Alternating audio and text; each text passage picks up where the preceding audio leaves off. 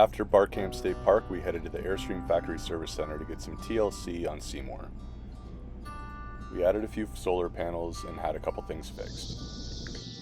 So right across from the Airstream shop, I got Casey's. I walked over for a little nighttime snack. I knew Jason was going to get this one. And they didn't have a toasted almond, so I went nostalgic and went with this instead. The next morning, SeeMor went into the shop.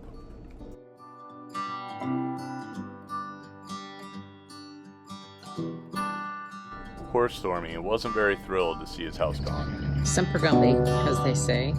So we just had our walkthrough for warranty work, and there was a little squeak in the floor. Turns out there's a fixed, easy fix. Takes a day and a half. Thought we were gonna get the. Oh, what's that? Semper Gumby, always flexible. Always flexible. So we thought we were gonna be back here tonight, sleeping in SeeMor. Turns out we need to find a place to stay for tonight. So thankfully we have a rooftop tent. So our alternate plan, while the water is green, wouldn't swim in it. Sure is pretty. And tonight we will set up our rooftop tent there. Super cute little town. About 20 minutes from Airstream. Bremen. And then there's a little Bremen, Ohio. Who'd have thunk it? little cat. Not a real cat. Super cute little town. Come here, buddy.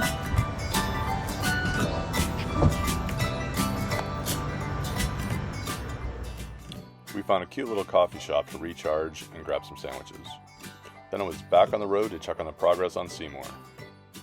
But first we had to stop by the mothership to take a tour. At any given time there are about 200 Airstreams being produced in the factory. It takes about 350 hours to produce one, which is about 7 times the time it takes to produce a regular camper. That's probably why 70% of them are still on the road. We visited the Heritage Center and learned about Wally Byam, the inventor of the Airstream. He scratched down 4 affirmations that he lived by. Don't live in the past or the future, make history. Get enjoyment out of the little things. Cultivate willpower. And, maybe most importantly, treat Mammy nice.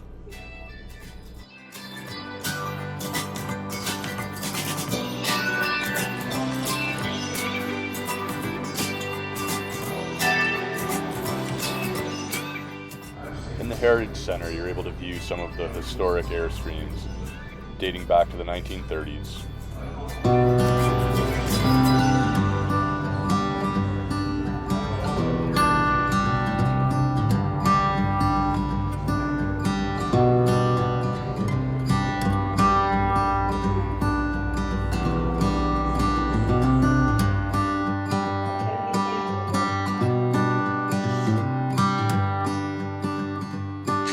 Funeral coach.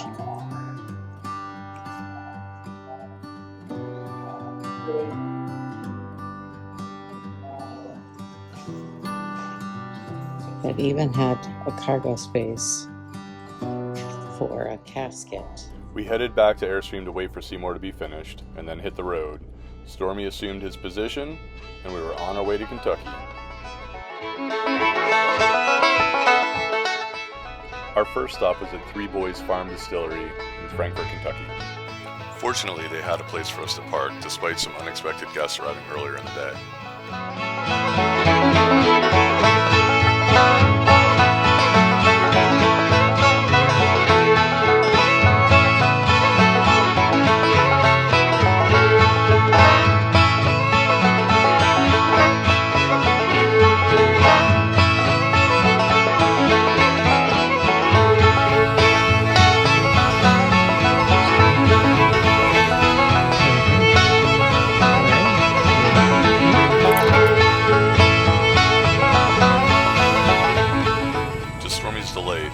Farm Boys is still a working farm, with a flock of sheep for him to watch.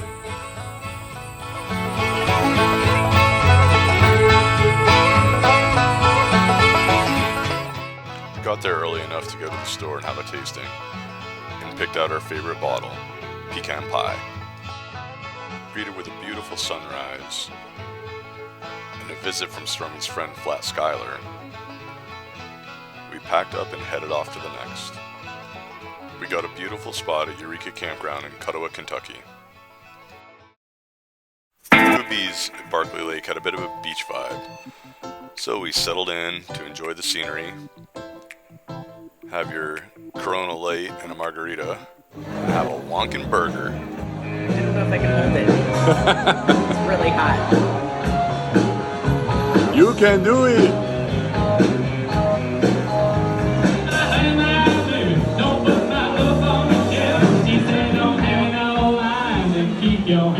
What do you think, Stormy? What do you think? Yeah. The next day we headed to Paducah so Kelly could check out the quilt museum and a mega giant quilt shop.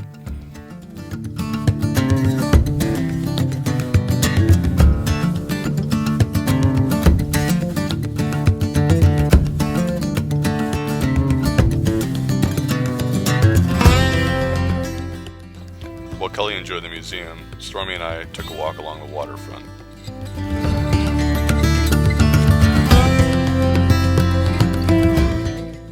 We walked through the Raymond C. Schultz Park and along the waterfront to see a cruise ship that had come in.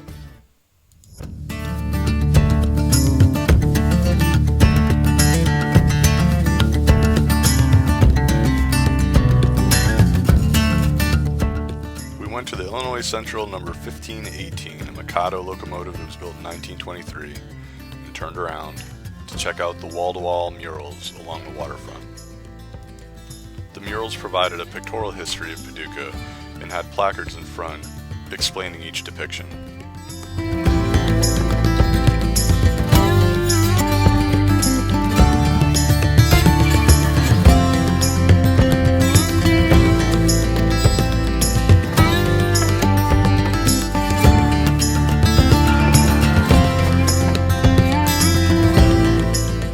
Stormy was overheating, so we took a walk up a side street to get him out of the sun, and were surprised by what we saw.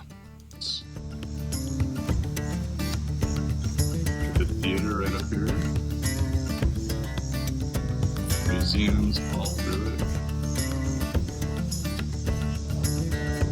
And Stormy just trying to stay in the shade. He's a suffering puppy today. It's supposed to be around 92 today. So here's the other side of Paducah that you don't think of.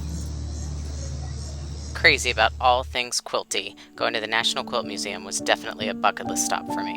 Opened in 1991, the museum honors and promotes the works of yesterday's and today's quilt maker. This exhibit, Contemporary Curves, opened just before we came into town and is from one of my favorite modern quilters, Audrey from Cotton and Bourbon.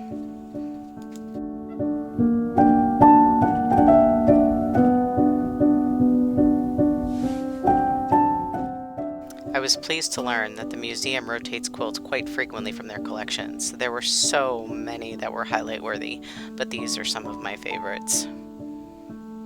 The talent was absolutely mind-blowing. After Paducah, we headed home. They say home is where you park it, and if there's any truth to that, then we had one really nice home this week.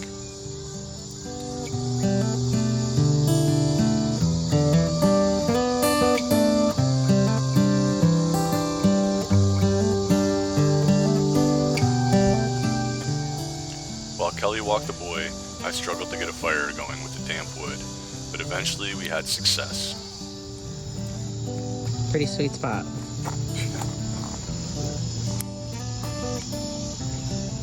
Perfect temperature for a fire, right? What is it? About 81? It was 81 when we came out. Sweet. What do you think, Stormy? Light it up. How marshmallows should be done.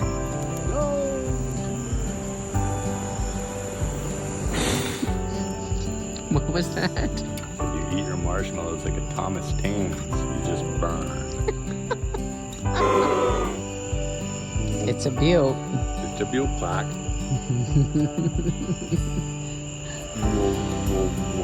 Oop, it was about to slide off.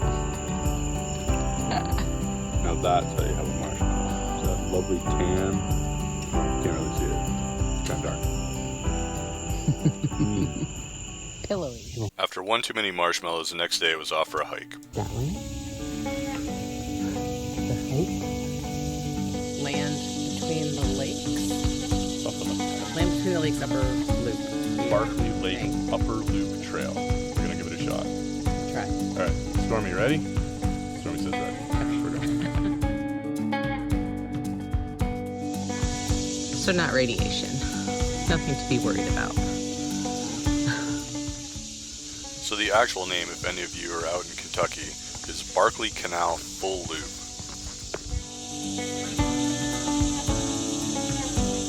Not something you want to walk into crossing the trail. Unhappy spider. Get away from my web. I shall bless this trail.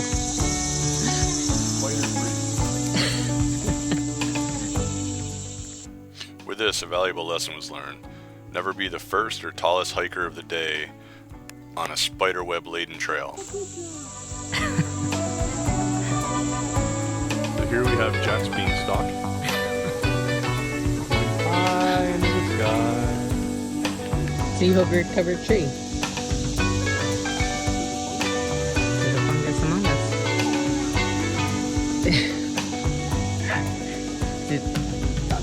One gotcha. Random.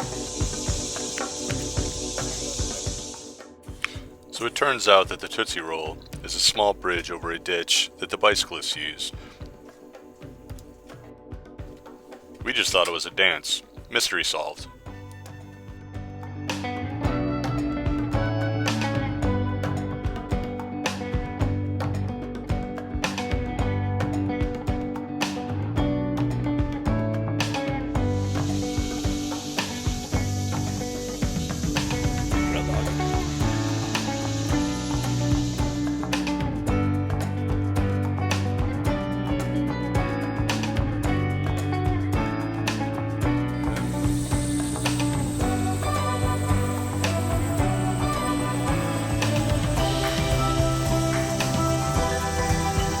Butterflies like this.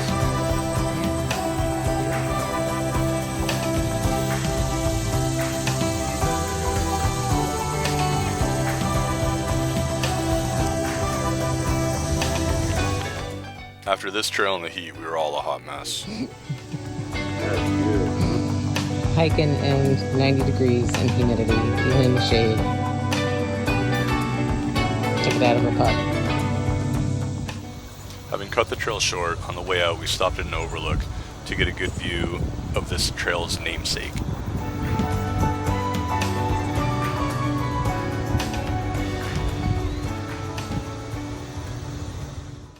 To the Lightside Cafe for a well-deserved snack. We enjoyed the pastry and quiche, and Stormy enjoyed the fan.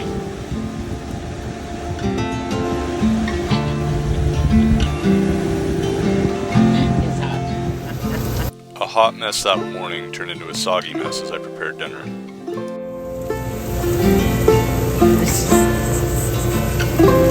Poor guy. A little wet. A little bit of a wrinkle in Kentucky. Kentucky shower. Is it funny? It's funny. Is that funny? After a few days of relaxation, it was time to do a little bit of needed work on SeeMor. So not all just grilling and hiking, is it? Fixing shit. Working out, even early. At what time is it? 8 o'clock? Oh, well I started at like 8:15. 80 degrees, 100% humidity. It's gotta be. Not the best time of day to do a workout. Oops. Well, while extremely hot and humid, it's not that bad of a place to get in a workout. Set up right there. That is our view. Pretty sweet. Later that morning, we were on the road again, off to our next stop in Tennessee. See you there.